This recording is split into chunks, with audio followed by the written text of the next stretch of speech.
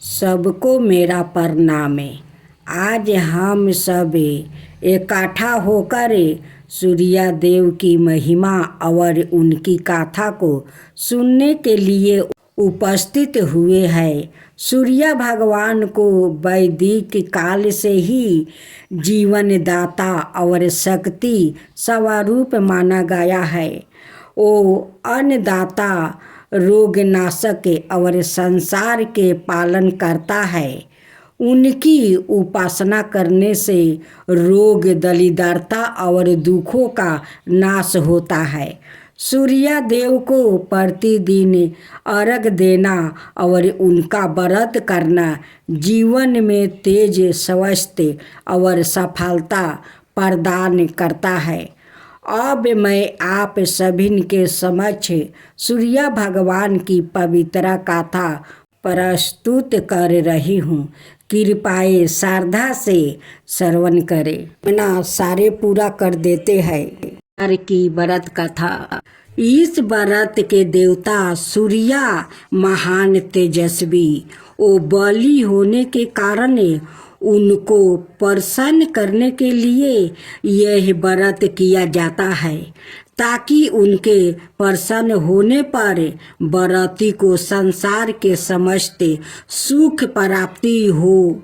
रविवार के व्रत को करने से मनुष्य का मान सम्मान बढ़ता है, बुद्धि में तेज सीता आती है, मानसिक क्लेश दूर होकर मन शांति होता है, वो सुख की अनुभूति होती है, समस्त मनोकामना पूर्ण होती है, स्वास्थ्य और दीर्घ आयु मिलती है, कुष्ठ और अन्याय चमड़े रोग से छुटकारा मिलता है, सांसारिक कष्टों से मुक्ति मिलती है, पाप नष्ट होते हैं और घर में रिद्धि सिद्धि का वास रहता है। पूजन विधि विधान। यह व्रत कोई भी मास के शुक्ल पक्ष के अंतिम रविवार से आरंभ करना शुभ माना गया है। इसे 12, 30 या पूरे एक बरस के 52 व्रतों की संख्या में करना चाहिए। कुछ लोग इस व्रत को 5 वर्ष तक लगातार करते हैं और प्रत्येक वर्ष की समाप्ति पर 12 ब्राह्मण को भोजन कराते हैं। व्रती को प्रातः काल नृत्य कर्मों से निवृत्त होकर 5, 10 बेलपत्र पानी में डालकर स्नान करना चाहिए। फिर लाल रंग के स्वच्छ वस्तु या बनियान धारण करके मस्तक पर चंदन का टीका लगाकर तिथि, मास, पक्ष आदि कहकर संकल्प ले कि सारे रोग के निवारण के लिए, आयु की वृद्धि और सब कामनाओं की सिद्धि के लिए, सूर्य नारायण की प्रसन्नता के लिए सूर्य व्रत के अंग रूप से कहा गया है। श्री सूर्य देव का पूजन मैं करूँगा और गणपति के स्मरण के साथ साथ कलश आदि का पूजा करूँगा, क्योंकि इस दिन भगवान सूर्य का पूजन करने का विधान है और उनका वर्ण लाल है। अतः सूर्य पूजन के लिए लाल रंग की वस्तु जैसे रोली, गुलाब के लाल फूल, लाल चंदन, केसर, लाल वस्तु, लाल गुलाब की माला चढ़ाए। एक तांबे के पात्र में लाल चंदन से अष्टदल कमल लिख कर सूर्य भगवान का पूजन करे। सूर्य को जलांजलि प्रदान करे। व्रत में फलाहार हो या पारण भोजन दिन में एक बार ही करे। भोजन में नमक का सेवन माना है।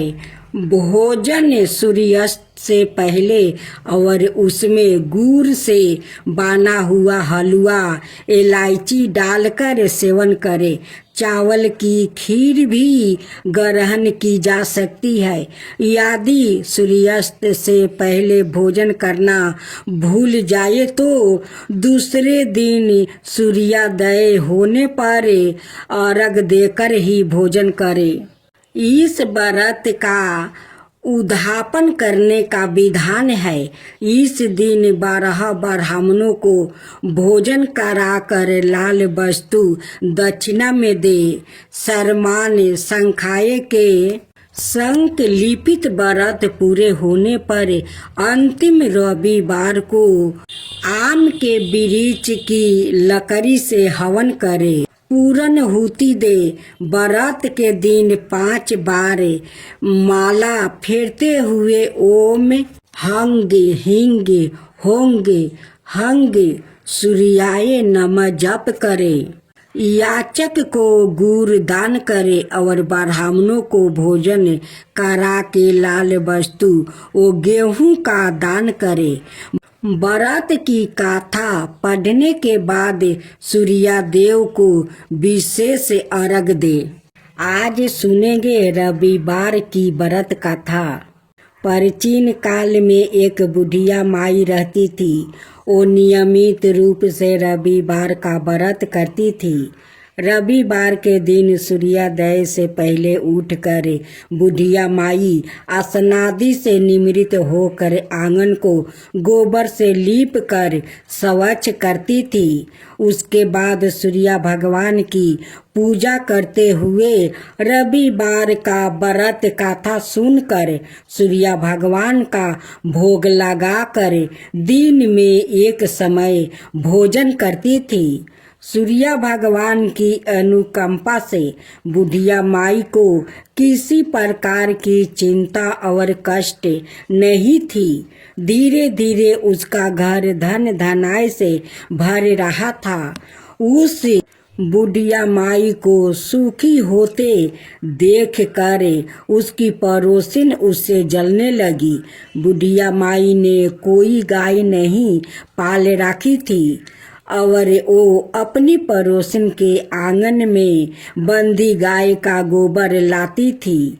पड़ोसिन ने कुछ सोचकर अपनी गाय को घर के भीतर बांध दिया। रविवार को गोबर न मिलने से बुढ़िया माई अपना आंगन नहीं लीप सकी। आंगन न लीप पाने के कारण उस बुढ़िया माई ने सूर्य भगवान को भोग नहीं लगाई और उस दिन सवाए भी भोजन नहीं किया। सूर्यास्त होने पर बुढ़िया माई भूखी प्यासी सो गई। प्रातः काल सूर्योदय से पूर्व उस बुढ़िया माई की आँख खुली तो वो अपने घर के अंदर में सुंदर गाय और बछड़े को देखकर हैरान हो गई। गाय को आंगन में बांधकर उसने जल्दी से उसे चारा लाकर खिलाया। पड़ोसिन ने उस बुढ़िया माई के आंगन में बंधी सुंदर गाय और बछड़े को देखा तो वो उससे और अधिक जलने लगी। तभी गाय ने सोने का गोबर किया। गोबर को देखते ही पड़ोसिन की आंखें फट गई। पड़ोसिन ने उस बुढ़िया को आसपास ना पाकर तुरंत उस गोबर को उठाया और अपने घर ले गई और अपनी गाय का गोबर वहाँ रख आई। सोने के गोबर से पड़ोसिन कुछ ही दिनों में धनवान हो गई। गाय प्रतिदिन सूर्योदय से पूर्व सोने का गोबर किया करती थी और बुढ़िया के उठने के पहले पड़ोसिन उस गोबर को उठा कर ले जाती थी। बहुत दिनों तक बुढ़िया माई को सोने के गोबर के बारे में कुछ पता नहीं चला। बुढ़िया माई पहले की तरह है हर रविवार को भगवान सूर्यदेव को व्रत करती रही और कथा सुनती रही। लेकिन सूर्य भगवान को जब पड़ोसिन की चालाकी का पता चला तो उन्होंने तेज आंधी चलाई। आंधी का प्रकोप देखकर बुढ़िया ने गाय को घर के भीतर बांध दिया। सुबह उठकर बुढ़िया माई ने सोने का गोबर देखकर उसे बहुत आश्चर्य हुआ। उस दिन के बाद बुढ़िया माई गाय को घर के भीतर बांधने लगी। सोने के गोबर से बुढ़िया माई कुछ ही दिनों में बहुत धनी हो गई। उस बुढ़िया माई के धनी होने से पड़ोसिन बुरी तरह जल भून कर राख हो गई और उसने अपने पति को समझा बुझा कर उसे नगर के राजा के पास भेज दिया। सुंदर गाय को देखकर राजा बहुत खुश हुआ। सुबह जब राजा ने सोने का गोबर देखा तो उसके आश्चर्य का ठिकाना न रहा। उधर सूर्य भगवान को भूखी प्यासी बुढ़िया को इस तरह प्रार्थना करते देखकर उस पर बहुत करुणा आई। उसी रात सूर्य भगवान ने राजा को सपने में कहा, राजन, बुढ़िया की गाय बछड़ा तुरंत लौटा दो, नहीं तो तुम पर विपत्तियों का पहाड़ टूट पड़ेगा, तुम्हारा महल नष्ट हो जाएगा। सूर्य भगवान के सपने से बुरी तरह भयभीत राजा ने परात उठते ही गाय और बछड़ा बुढ़िया माई को लौटा दिया। राजा ने बहुत सा धन देकर बुढ़िया माई से अपनी गलती के लिए क्षमा मांगी। राजा ने पड़ोसिन और उसके पति को उनकी इस दुष्टता के लिए दंड दिया। फिर राजा ने पूरे राज्य में घोषणा करवाई कि सभी स्त्री पुरुष रविवार का व्रत किया करे। रविवार का व्रत करने से सभी लोगों के घर धन धनाए से भर गया। राज्य में चारों ओर खुशहाली छा गई। स्त्री पुरुष सुखी जीवन यापन करने लगा और सभी लोग के शारीरिक कष्ट भी दूर हो गया। हे सूर्यदेव, अगर आपका कथा कहते हुए मुझसे कोई भूल हुआ होगा तो क्षमा कर दीजिए। अगर अच्छा होगा तो सब पर कृपा कीजिए। जो आपका कथा कहे, जो सुने, जो हुंकार भरे, उन सभी के ऊपर कृपा करना और उनकी साथ साथ मुझ पर भी कृपा करना। सूर्यदेव की आरती। जय जय जय रविदेव, जय जय जय रविदेव, जय जय जय रविदेव, जय जय जय रविदेव। रजनीपति मतिहारी सतदल जीवन दाता, सतपद मन मुदिकारी, हे दिन मणि दाता। जग के हे रविदेव, जय जय जय रविदेव, जय जय जय रविदेव, जय जय जय रविदेव। नभ मंडल के वासी जतोषी प्रकाशक देव, निज जनहित सुखी राशि, तेरी हम सभी सेवा करते हैं रविदेव। जय जय जय रविदेव, जय जय जय रविदेव, जय जय जय रविदेव। कनक बदन मणि मोहिती, रुचिर प्रभा प्यारी, निज मंडल से मंडिती, आजर अमर छवि धारी, हे सूर्यवर रविदेव। जय जय जय रविदेव, जय जय जय रविदेव, जय जय जय रविदेव।